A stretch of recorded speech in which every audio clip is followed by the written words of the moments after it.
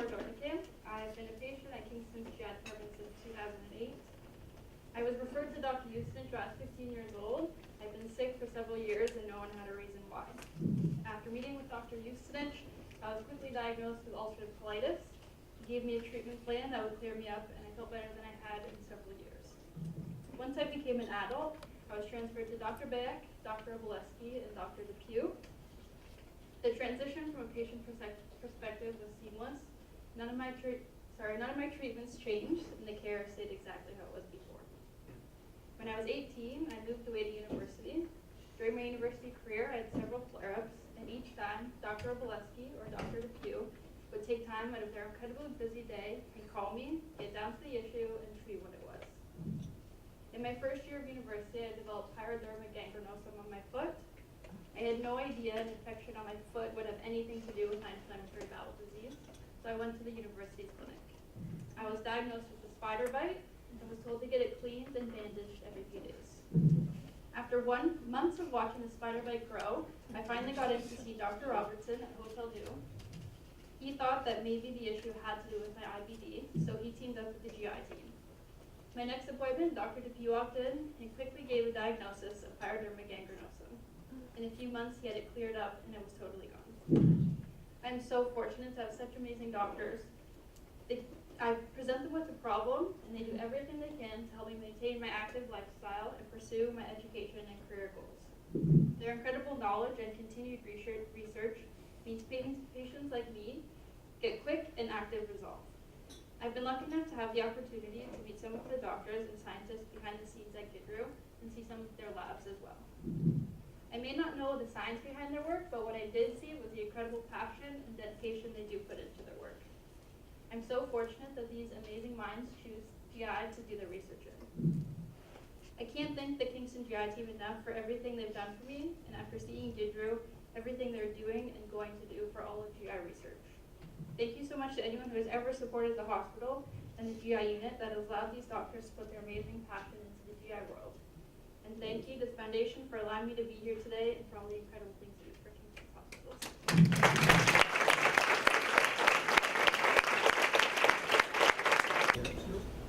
So thank you for having me here, and thank you for all that you do as well. And today I'm just going to really give you a general overview, first of all, about microbiome-based therapeutics, because this is like a really hot area. It's sort of an exploding field at the moment, and I'll also mention a little bit about what we're doing as well. So unless you've been living on a desert island for the past couple of years, you probably have heard something in the newspapers or in the press about the microbiome. And this is really something that we're only beginning to now appreciate. I think the bad thing is blocking the microphone.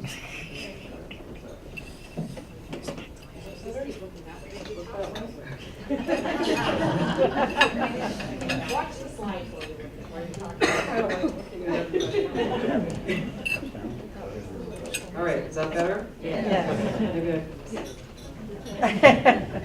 So the reason that this has sort of come to the forefront, if you like, is that people have begun to realize that the Human Genome Project, when we went through all of that, and we're somewhat disappointed in how we didn't get as much out of that as we thought we would about what influences human health and disease, people started to look at the microbes. And if you think about it, the bacteria, we're sort of like a symbiotic organism, because the bacteria in our bodies outnumber us in terms of our own cells by about 10 to 1.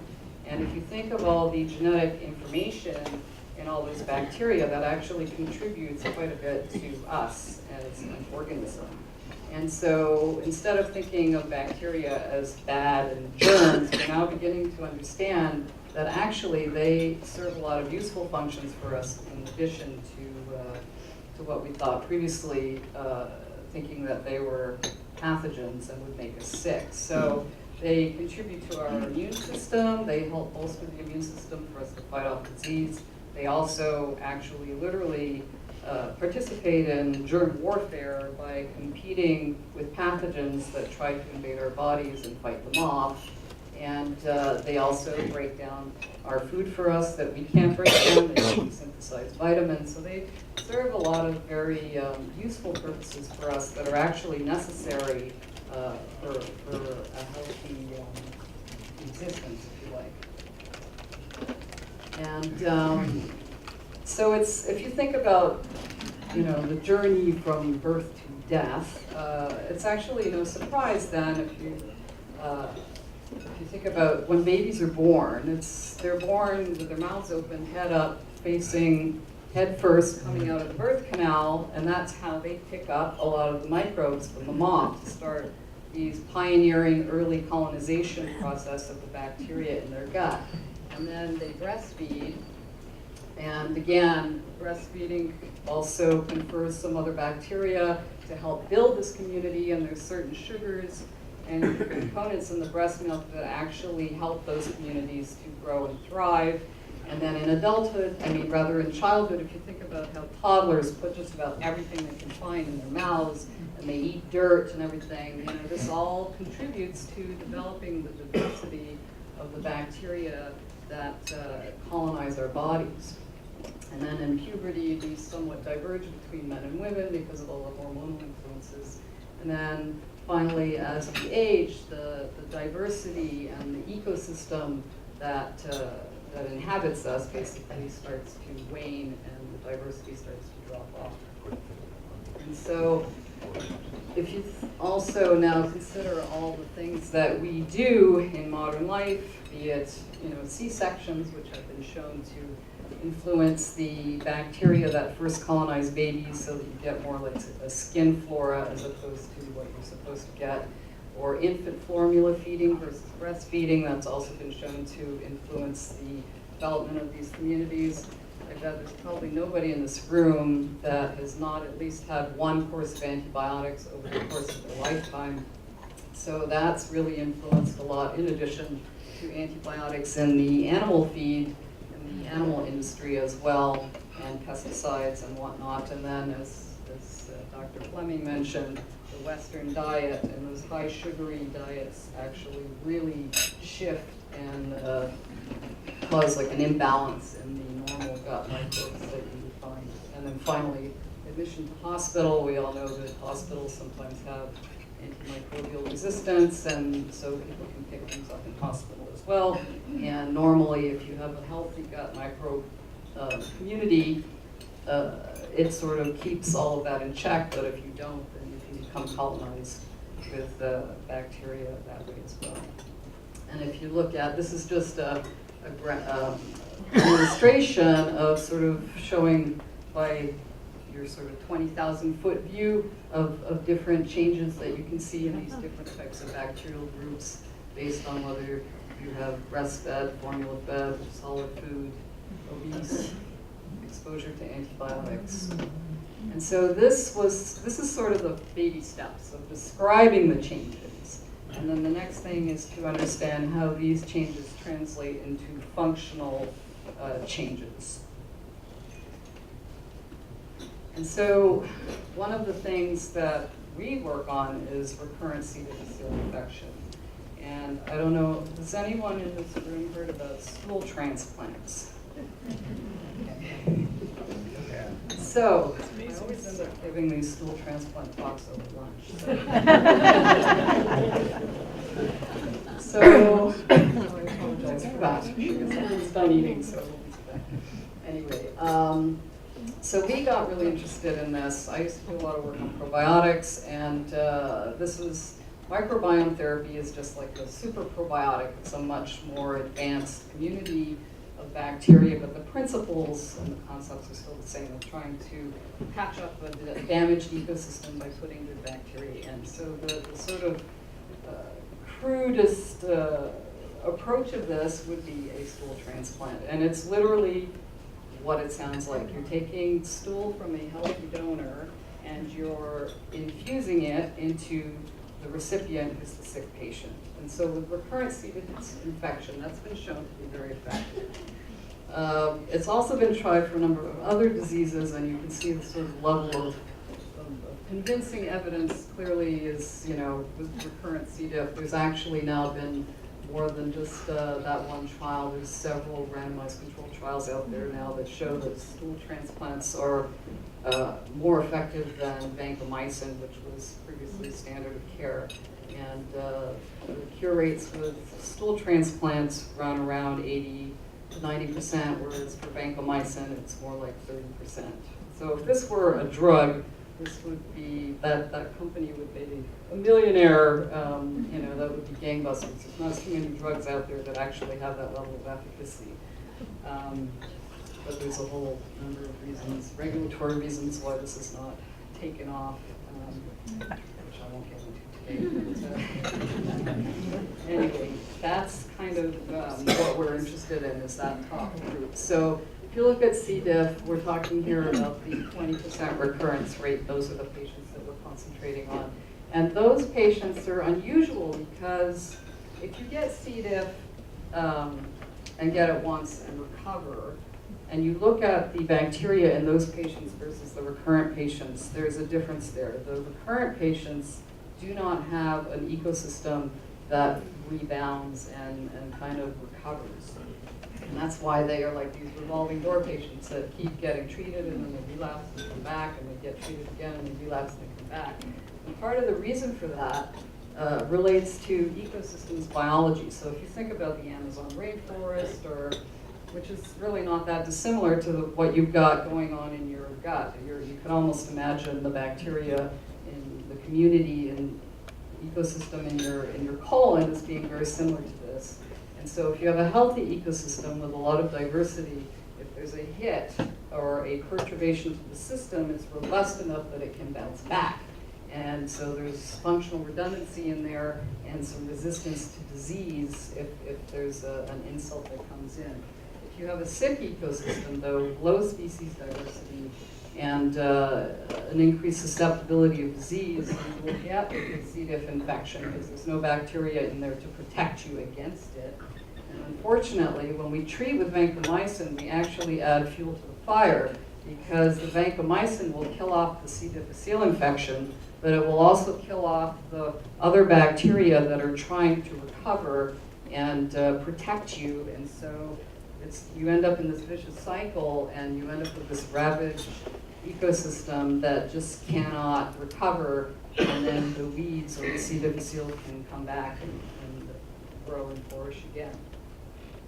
And so the way to fix this, as I alluded to previously, was by replacing those bacteria and giving back some of that ecosystem that's healthy from a healthy donor stool. And you can give this by a number of methods. We've been doing this at KGH since 2009. Dr. Fleming actually was involved in the very first cases that we were doing with this approach, as well as with Repopulate. And so it is actually very effective. And whether you use fresh or frozen, this is a study that we just put out with the McMaster group, where we had about 100 patients in each arm, and we compared fresh versus frozen, and we were able to show that it's approximately equivalent in terms of efficacy. So there's no doubt that stool transplants work for this. However, stool is stool, and we don't really we'd rather have something a little cleaner than stool that's a little more refined. So what we decided to do was try to develop a synthetic stool, or a community of bacteria that is isolated from a healthy donor, but it's not stool, it's just the bacteria. And then we would culture this up and give this nice, well-defined community back to the patient. In order to do this, you have to have fairly specialized equipment. So this is what we affectionately refer to as a robogut. So if you think about your colon, it's kind of like a bioreactor. It's where all the bacteria incubate in there. And so this bioreactor, or robogut, that we have in our lab basically sort of acts like an artificial colon. And you have, the food goes in, the waste comes out, there's a stir in there that kind of mimics peristalsis. You can adjust the rate to fit the transit time of the gut. There's a pH control, and it's kept under anaerobic conditions. It's controlled by temperature. This is all controlled by a computer. And so using this, you can actually emulate the environment of the gut, and this allows us to grow out bacteria. That's just a picture. We have a couple of these in the GIDRU. We actually are going to get another one from the Gates Foundation to fund some research on malnutrition that they're interested in. But you can see here sort of what they look like, and you can use these to culture unculturables. So one of the major problems with doing this sort of research is that a lot of bacteria in your gut are hard to culture. But since we can run these for several weeks at a time, we can actually pull out these tricky to culture bacteria, if you look at them that way. And so we were able to make a long story short, develop this mixture, which we called Repopulate, because it repopulates the gut.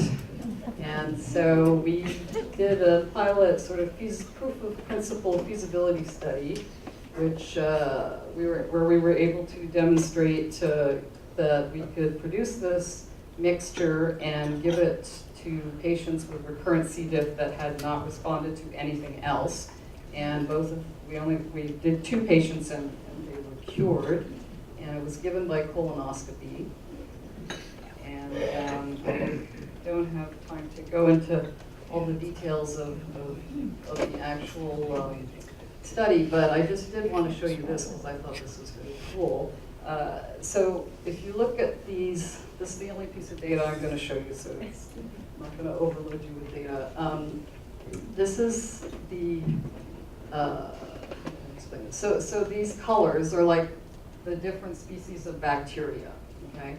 So this one with the pink over here that says microbial therapeutic, that's the Repopulate that we first developed, okay? The pre-treatment patient sample is on the far left. That's at day 2 after getting Repopulate. And then what was cool about this experiment was what we did is at the same time that we prepared the Repopulate, we took some and it went into the patient, and then another, like we split it in half, and the other half went into a RoboGut. And then at about 2 weeks, we sampled the patient and we sampled out of the RoboGut. And then we looked at how they compared. And what was very interesting to us is that they were remarkably similar. And what was also interesting is it didn't look anything like what we put in. So what it kind of showed to us is that nature finds its own set point. Like, it actually doesn't seem to matter what you put in. Nature does what it's going to do, and that community finds its own equilibrium, and that's what you get.